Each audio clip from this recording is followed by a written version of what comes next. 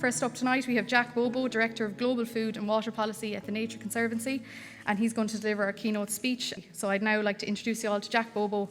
Over to you, Jack. Well, it's a pleasure to be here. It's a pleasure to be anywhere but the United States right now. It's a pleasure to be anywhere than in our homes, right? And so I'm delighted to be here. I was encouraged to speak without slides, which is a little bit like asking an Italian to speak without using their hands. And so I have compromised by allowing me to have slides so that I can keep myself on track. I'm going to talk to you about the question of, can agriculture save the planet before it destroys it? And I'm just delighted, though, to be here in front of such a prestigious audience. And you may not know, but I spent 13 years working for the U.S. Department of State, our Ministry of Foreign Affairs. And everywhere I went, people thought that I worked for the Department of Agriculture. And I would have to explain that at the State Department, we care about food, too. And the first question I always get was, well, what's the difference between what you do at the State Department and what they do at USDA? And I would say, well, at USDA, they do things, and at the State Department, we talk about doing things. And I know this is an audience that likes to talk about other things, things that other people do. So this is my audience, so I feel like I'm at home. So this is such an important lecture, though, and thinking about, I did some homework, and as one should when delivering a Michael Dillon lecture, and such an interesting character and humor, and seemed to pervade many of the things that he did. And so I had thought about doing a comedy routine, but my wife wisely suggested that I not. But I felt like if we were to use a Monty Python skit to frame this conversation, it would be, what has Irish agriculture done for us? And then you might say, well, food. Well, yeah, of course, food. But what else has Irish agriculture? It's like, well, affordable food. Well, yes, of course, affordable food and, low emission. So anyway, I decided not to go in that direction as well. So I'm going to talk about a couple of things, though. I'm talking about food and agriculture. I'm talking about nutrition and emissions. And we'll try to get through some of this, and then we'll hopefully pick up the conversation with the panel that follows. But in many ways, of course, there's nothing we do that has a bigger, more negative impact on the planet than agriculture, and yet there's nothing more critical for our daily survival. The challenge that we all face is how to maintain and grow the benefits and to reduce the negatives. But for those of us who are involved in agriculture, however tangentially, it sometimes feels today as if agriculture is under attack. And that there are many people who believe that agriculture is the problem to be solved. And if you look at many of the impacts of agriculture, that might seem to be true. If we were to talk about land, 40% of all the land on Earth is currently devoted to agriculture. The amount of pasture land is the size of South America. The amount of cropland is the size of South America. The amount of pasture land the size of Africa. So there's nothing bigger than agriculture. And I think we would all agree that the footprint is as big as it should be. There's also the question of water. Well, 70% of all fresh water goes to agriculture. If we were to look at the Aral Sea back in 1973 and fast forward to today, that's no longer a sea at all, of course. In the United States, the Colorado River, the 5th largest river in America, no longer flows to the sea. So these are not the challenges of 2050, these are the realities of today. If we were to talk about climate change, 10 to 15% of greenhouse gas emissions come from agriculture, another 10 to 15% from deforestation, 80% of which is caused by agriculture. That's almost as much as energy, and it's more than anything else. And yet, for every dollar you invest in wind and solar, you get less than $1 back because they're less efficient than fossil fuels. Now, that's critical long-term investments for our future. But for every dollar we invest in agriculture, everywhere in the world, you get $1.43 back, positive rates of return. So you have to wonder, would consumers rather pay more for their energy or less for their food to get a cleaner environment? Now, I know what most Americans would say. They'd like to eat their way to a cleaner environment. I can say that. I don't work for the government anymore. And so how do we, though, change this conversation so that agriculture is not viewed as the problem to be solved, but perhaps the solution to our problems? Now, in addition to the challenges that I just mentioned, As you all know, we're going from 7.8 billion people on the planet today to 9.5 or 10 billion people by 2050, less than 30 years. That, of course, is a challenge. According to the Food and Agriculture Organization, we need 50 to 60% more food by 2050, as much as 100% more protein. That, of course, is a challenge. But we also have 800 million people who will go to bed hungry tonight. That's a really important challenge. As many as 9 million people die each year of hunger, but we really don't get that many headlines about it. Let's try to put it into perspective. That's 25,000 people today will have died of hunger. That's 1,000 people over the next hour. That's one person every 4 seconds, mostly children. How do we get people to recognize that it's not a statistic, but it's a life? There's not a person who wouldn't go to help a hungry child, and yet when it's a number so big, it's hard for people to wrap their minds around it. It's hard to make it real. It's hard to understand that hunger is not in just some distant places, but even in the United States and Europe. It remains a serious issue. So this idea of 800 million people going to bed hungry and the impacts on land and water and climate have led some people to talk about a broken food system. And it feels like a broken food system when you think of it that way. But if the food system is broken, when was it not broken? Was it better a decade ago or 20 or 30 years? I'm not sure. And so in order to understand where we're going, I think it's helpful to remind ourselves where we're coming from. So tonight, about 10% of all the people on the planet will go to bed hungry. That's totally unacceptable. 30 or 40 years ago, a quarter of all the people on the planet would have gone to bed hungry. And 50 or 60 years ago, a third of all the people on the planet would have gone to bed hungry. If we were to talk about child mortality, it's dramatically lower today than it ever has been in the history of mankind. So I would suggest that things are not bad and getting worse, but good and getting better, but not fast enough. And that's an important distinction. Now, I often use the United States as an example of, again, where we've come from and where we are in terms of production. To produce a bushel of corn in the United States in 1980 versus 2011, farmers produced 35% fewer emissions. There's 40% less land needed to produce that corn, 40% less energy, 50% less water, and there's 60% less erosion. By every measure, by every crop, whether we're talking about the United States or Ireland or Europe, things are not just better, they're wildly better. And the reason that the impacts exist are not because things are bad and getting worse, but because the demand for food is so much dramatically higher. And the demand had to increase to reduce those people that were hungry. And so how we frame this conversation is critical. Because if we frame it as farmers and those who work in food are the problem to be solved, I doubt that they will want to work with us to solve those problems.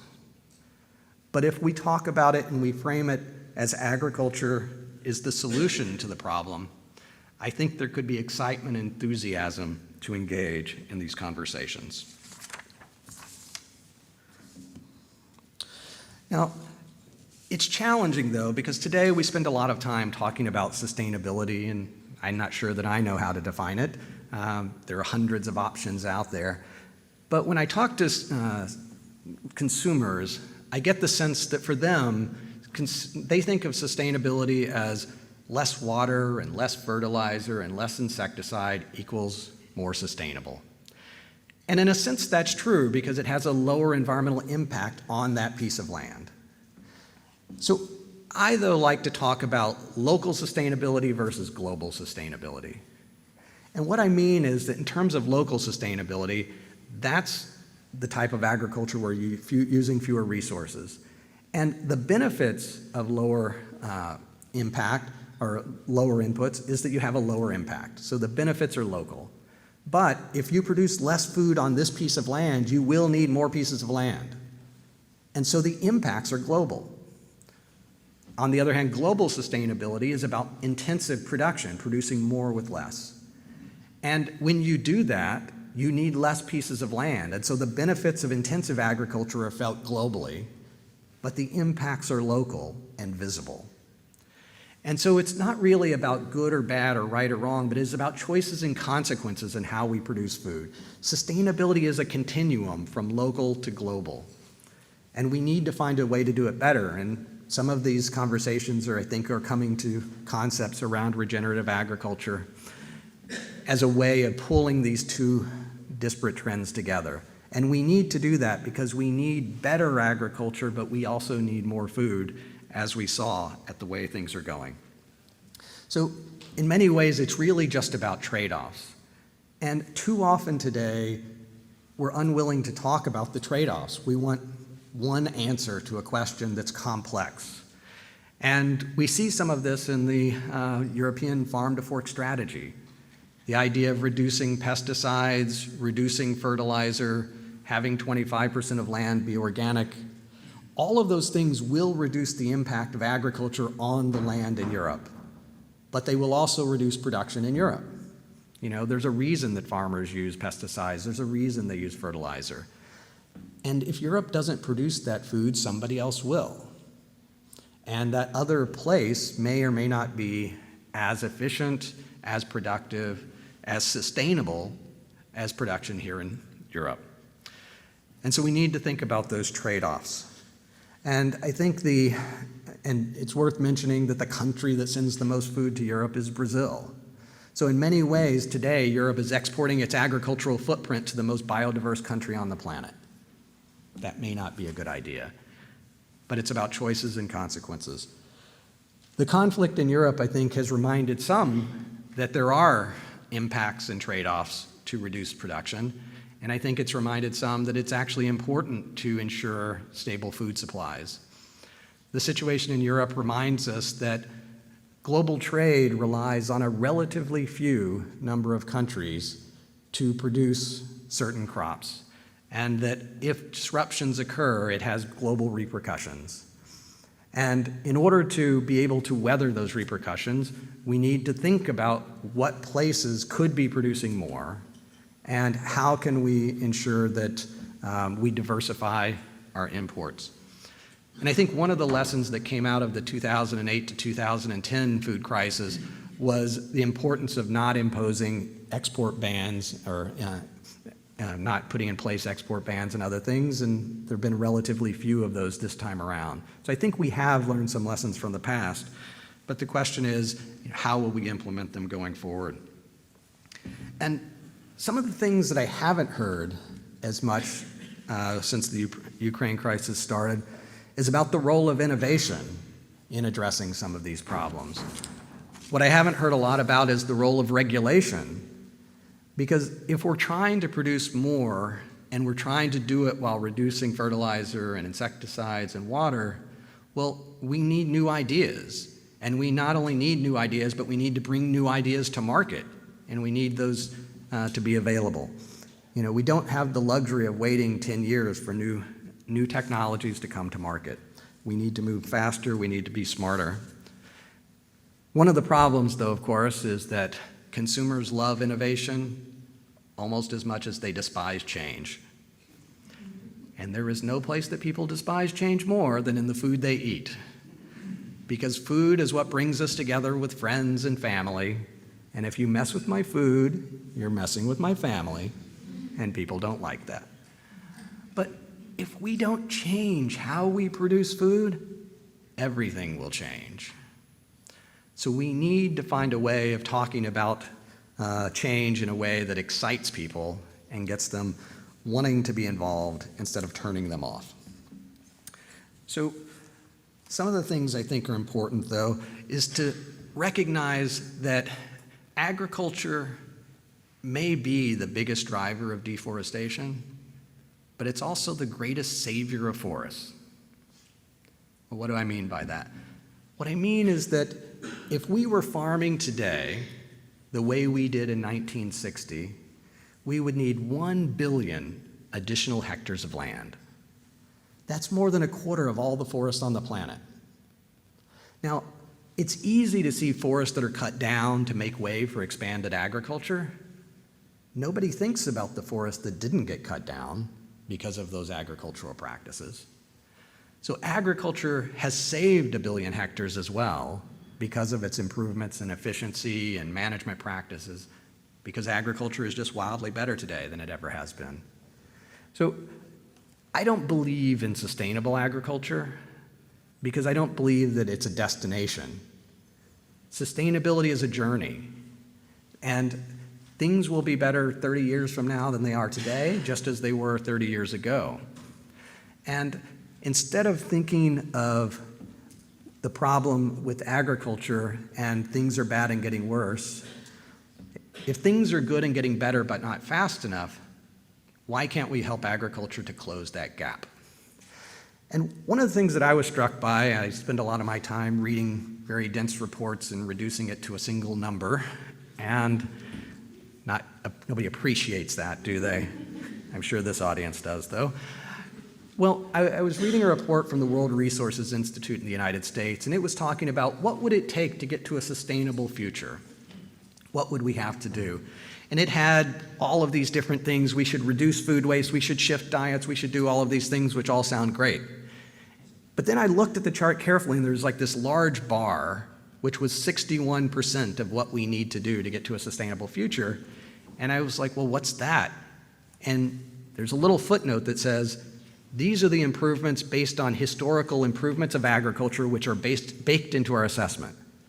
In other words, we will get 2/3 of the way to a sustainable future if they left you alone, or they left farmers alone. That's remarkable.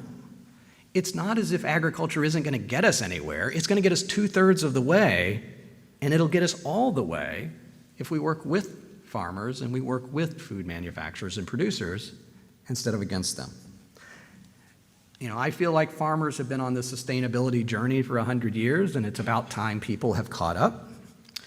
And now they want to pass us up and not acknowledge those gains that have been made.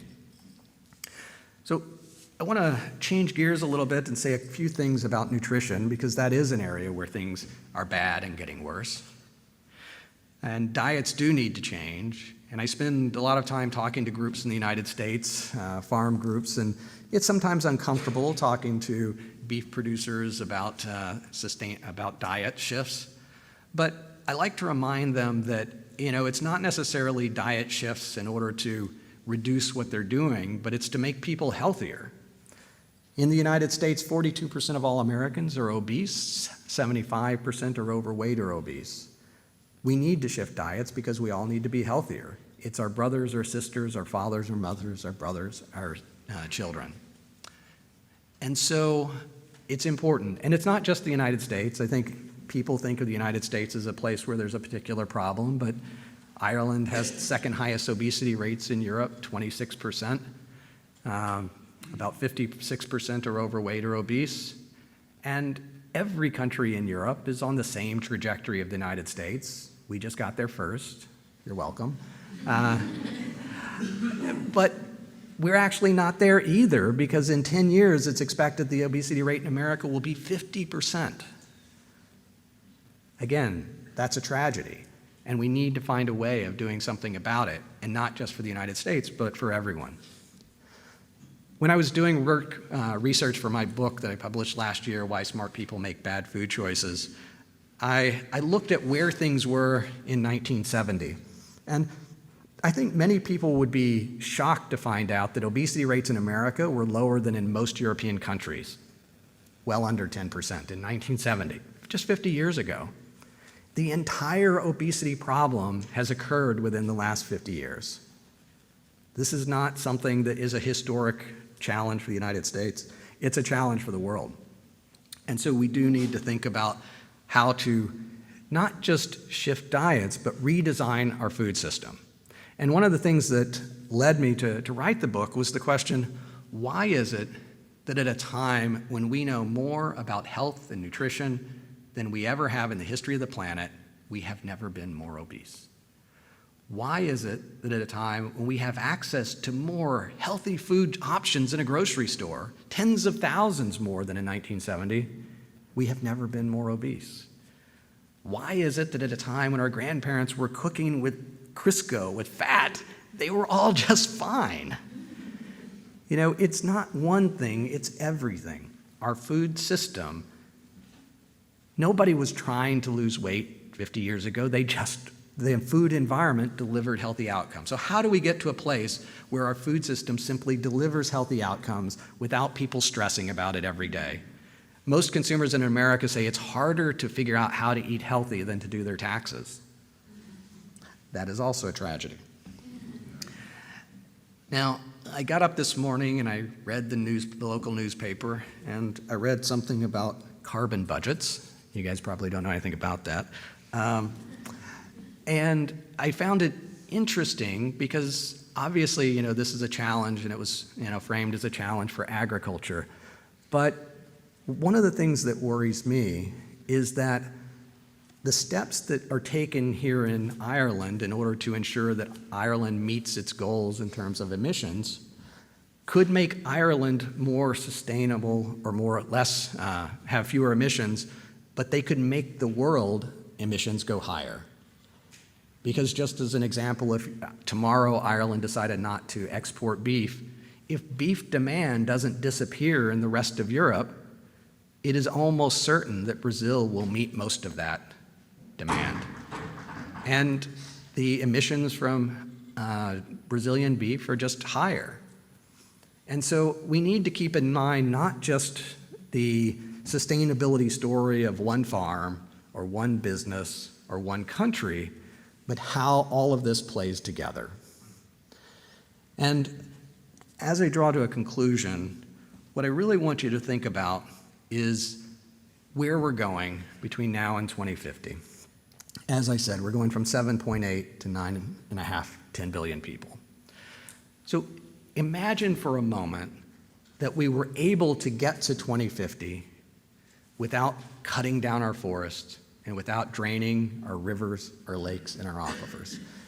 And if productivity could continue to rise.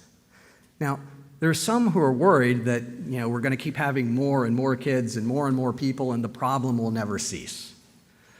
But the reality is actually quite different. After 2050, population growth slows dramatically. In fact, 100% of population growth between today and 2050 is because of people living longer. We are not having more kids. Every year between now and 2050, fewer children will be born. But because there are so many younger people in the world today, population will continue to rise. But eventually it won't. So every day between now and 2050, it gets harder to feed the world. But every day after 2050, it will get easier to feed the world. So we will have options, we will have opportunities. So the challenge is not to do better and better forever and things are just always getting worse. It is to get to 2050 without screwing up the planet. And if we do that, in many ways, we will be good forever. So the thought I want to leave you with is, the next 30 years are not just the most important 30 years there have ever been in the history of agriculture, and they're the most important 30 years there will ever be in the history of agriculture. And that's why the work that you're doing is so important, and the work of the communities that you cover is so important, because we need to make changes today, and we need to help agriculture be better. And if we do, agriculture just might save the planet. Now, I have one last thing I need to cover because of this lecture. I assume it was required.